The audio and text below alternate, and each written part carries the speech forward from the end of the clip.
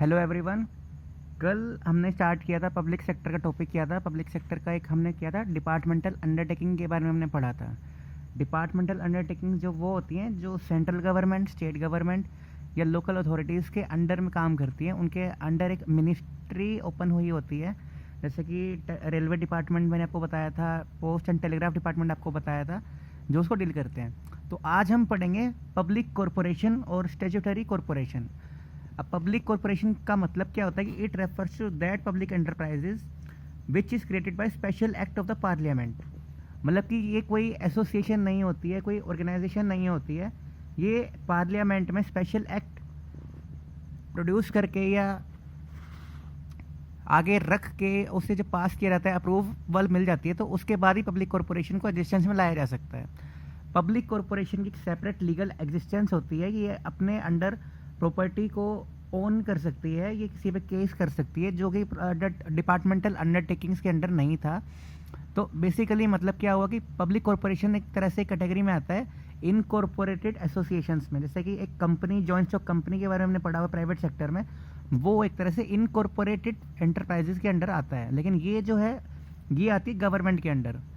Parliament में इसके लिए बिल पास होता है, उसके बाद ये बनाया जा सकता है।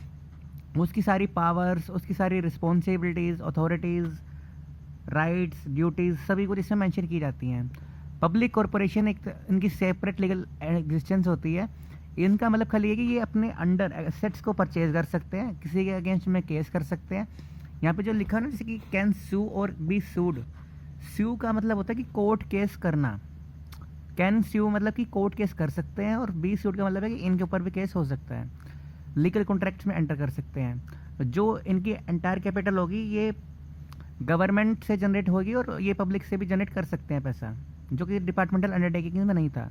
अब टोटल 9 ही ऐसी पब्लिक कॉरपोरेशंस हैं जो काम कर रही है इंडिया में फ़िलहाल। जैसे कि इंडिया एयरलाइंस है, एयर इंडिया है, oil natural gas commission, reserve bank of India आपने सुना ही होगा, LIC आपने सुना होगा, food corporation of India FCI आपने सुना होगा, industrial development bank of India IDBI आपने सुना होगा, employees state insurance corporation ESIC आपने सुना होगा, सेंट्रल वेयर हाउसिंग कॉरपोरेशन ये भी आपने सुना होगा। तो ये कुछ एग्जांपल्स है जो भी आपको कम से कम 5 या 4 तो आपको याद करने ही करने हैं। डेफिनेशन के साथ में आपको एग्जाम में लिखने होंगे तो अच्छा रहेगा। तो 4-5 नाम जैसे RBI, FCI, LIC, Indian airlines, air India, कोई भी आप 4-5 इसमें से याद कर सकते हैं। मतलब इसमें ये है कि ये स्पेशल एक्ट से पास होते हैं, बिल्ड होते हैं, पार्लियामेंट पास करना पड़ता है एक स्पेशल एक्ट, उसके बाद ये बनते हैं। इनकी सेपरेट लीगल एंटिटी होती है। ये सेंट्रल गवर्नमेंट या स्टेट गवर्नमेंट या लोकल अथॉरिटीज़ के अंडर में काम करते हैं, मतलब कि जॉइंटली भी हो सकता है। सॉरी, इसमें लोकल गवर्नमेंट नहीं होती, सिर्फ स्टेट या सेंट्रल गवर्नमेंट के अंडर ये रहता है। क्योंकि जैसे आपको पता ही है कि सेंट्रल बैंक ऑफ इंडिया जो है, रिजर्व बैंक ऑफ इंडिया जो है इंडिया का, वो सेंट्रल गवर्नमेंट के अंडर काम करता है। और जैसे इसमें लिखा है कि एम्प्लॉय स्टेट इंश्योरेंस कॉरपोरेशन में स्टेट मेंशन कर रखा है, तो इसमें ये स्टेट के अंडर होता है। अब हम पढ़ेंगे इसे फीचर्स। पहला फीचर है फॉर्मेशन, कि फॉर्मेशन इसकी कैसी होती है कि इसमें सिर्फ स्पेशल एक्ट एक पास करना पड़ता है पार्लियामेंट में या फिर स्टेट असेंबली में। अब इसकी ओनरशिप जो होती है सेंट्रल गवर्नमेंट या स्टेट गवर्नमेंट के अंडर होती है। मैनेजमेंट कैसी होती है इसकी? मैनेजमेंट जो होती है इन कॉरपोरेशंस की, वो एक डायरेक्टर्स करते हैं, जिन डायरेक्टर्स का चुनाव या नियुक्ति जो हम हिंदी में बोल सकते हैं, या फिर उनका रिक्रूटमेंट या सिलेक्शन जो होता है वो गवर्नमेंट करती है। फाइनेंसिंग का मतलब इसमें पैसा इन्वेस्ट कैसे होता है? गवर्नमेंट ही इसमें सारा पैसा लगाती है। अगर कोई ज़रूरत पड़ती है तो ये पब्लिक से भी पैसा जनरेट कर सकते हैं, जैसे मैंने आपको शुरू में बताया है। ठीक है, formation, ownership, management and financing. अब हम आगे आते हैं, अगला है अपॉइंटमेंट्स। मतलब कि अपॉइंटमेंट से मतलब कि इनमें जो वर्कर्स काम करेंगे मैनेजिंग लेवल पे या लोअर लेवल पे या टॉप लेवल पे, वो उनकी अपॉइंटमेंट्स कैसे की जाएगी। जैसे डिपार्टमेंटल अंडरटेकिंग में था कि UPSC एग्जाम और SSB के थ्रू अपॉइंटमेंट्स होती थी। अब इसमें कैसे होंगी? Corporations have their own rules regarding the appointments and remuneration of the employees. Remuneration का मतलब होता है सैलरी या वेजेस, जो भी उन्हें काम करने के बदले में कंसिडरेशन मिलता है उसे हम बोलते हैं रिम्यूनरेशन। ये वर्ड ध्यान रखना है, काफ़ी काम आएगा आपके। The service conditions are fixed by the board of directors. The employees of the corporations like departmental undertakings are not the employees of the government. जैसे कि इसमें भी सेम प्रोसीजर है, एग्ज़ाम रखा जाता है, इंटरव्यू होता है, उसके बाद में ही अपॉइंटमेंट्स होती है। लेकिन ये ध्यान रखना है जो एम्प्लॉयज़ इन कॉरपोरेशंस के हैं वो गवर्नमेंट के एम्प्लॉयज़ ना भी हो तो भी चल सकता है, मतलब कि मैंडेटरी नहीं कि उसे उसका एम्प्लॉय गवर्नमेंट में कोई रोल उसका हो, ऐसा कुछ नहीं है।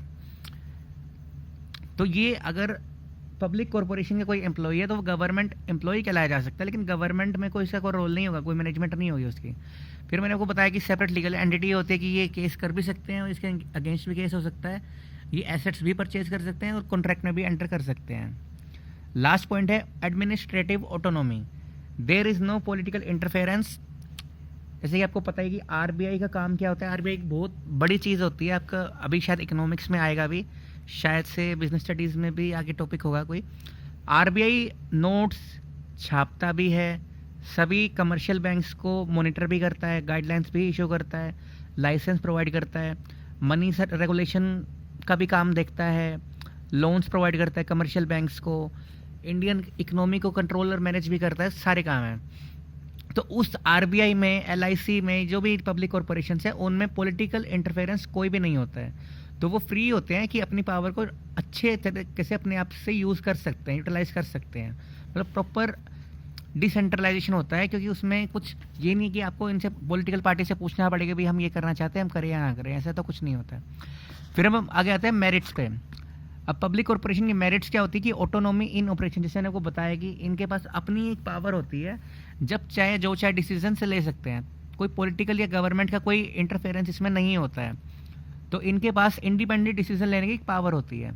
नेक्स्ट है क्विक डिसीजन, जैसे कि मैंने आपको बताया था कि डिपार्टमेंटल अंडरटेकिंग में क्या होता है कि ब्यूरोक्रेसी होती है, रेड टेपिज्म होता है कि जिसकी वजह से डिसीजंस काफ़ी डिले होते हैं, लेकिन यहाँ पे ऐसा नहीं है, सभी के पास ऑटोनॉमी है ऑपरेशंस में, जैसे आपको फर्स्ट पॉइंट में ही मैंने आपको बता दिया, तो उसकी वजह से डिसीजन लेने में काफ़ी टाइम नहीं लगता है, तो अननेसेसरीली डिले नहीं होते हैं इसमें फॉर्मेलिटीज़ की वजह से या रेड टेपिज्म की वजह से। रेड टेपिज्म मैंने आपको कल बताया था कि ब्यूरोक्रेसी या फाइल वर्क, पेपर वर्क की वजह से डिले हो जाता है डिसीजंस, लेकिन इसमें ऐसा नहीं है, डिसीजंस क्विकली लिए जा सकते हैं। नेक्स्ट है efficient management, besides the representatives of the employees, the consumers, the government also nominates the professional managers to the board of directors. मतलब कि जो रिप्रेजेंटेटिव हैं एम्प्लॉयज़ के, उसके अलावा गवर्नमेंट या जो कंज्यूमर्स हैं वो चुनाव करते हैं एक प्रोफेशनल मैनेजर्स का, जो तरह से उसी चीज़ में एक्सपर्टीज़म उनके पास होती है मैनेज करने के लिए चीज़ों को, कॉरपोरेशंस को। फॉर एग्जांपल जैसे रिटायर्ड सीईओज हो सकते हैं या फिर क्वालिफाइड सीईओज हो सकते हैं, जो उन पब्लिक कॉरपोरेशन को एफिशिएंटली और इफेक्टिवली मैनेज कर सकते हैं, कंट्रोल कर सकते हैं।